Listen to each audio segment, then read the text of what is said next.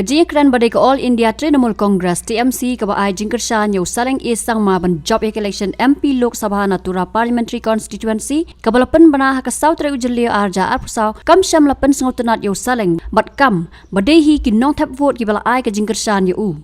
Haba crunch kilat pathai kubor din bola e no ikakam MLA na gambe gre ha ka Shipau Rai Ujeli arja apsau Saleng East sang ma ulaong bakadai hi ke monupat ba halor ke Kyrshan baga Kyrshan lang ke NPP bat BJP ke penyok nong ya ke Kongres Saleng ulaban biang baga dei ke rai ki pat ba barom ai ke buram ya kinu ke seng san hima. Trinamool never supported me. Voters. Who the hell told you Trinamool supported me? Voters voted in favor of you. Voters, I'm telling you.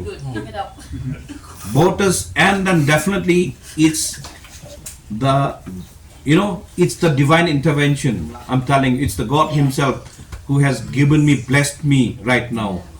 Trinamool, forget the Trinamool Congress and them. No, but Was there any- BJP also they say like I'm talking about the certain people, Oh yes, what BJP? even BJP. Anybody can speak anything, brother. Just because anybody speaks everything doesn't mean that we are not accepting. Nobody has supported us, brother. Only people and the Lord Himself. Okay, another factor, BJP aligning with NPP, that has one way indirectly helped you.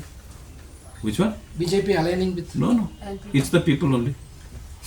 I don't want to give it to any party, any credit to any party. It's the people. It's the people.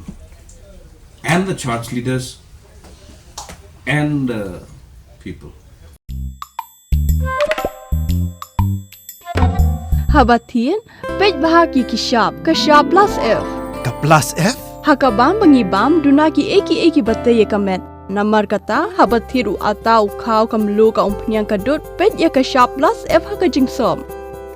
Yaki nutrient kumki vitamin bat ka ayan la aikan diat bat ka bathau bha kam khta ka dur jingki marbam ka jingmat lani ka rukom shed yaki. Balehi banai kita.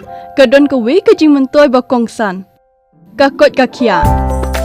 Ka nutrition ba khambha ka jing im ba khambha pendon kam daki marba medon ka sharp plus F menta kasni. Lawan Ra Shafi Lingba ko office jong Commissionerate of Food Safety Meghalaya.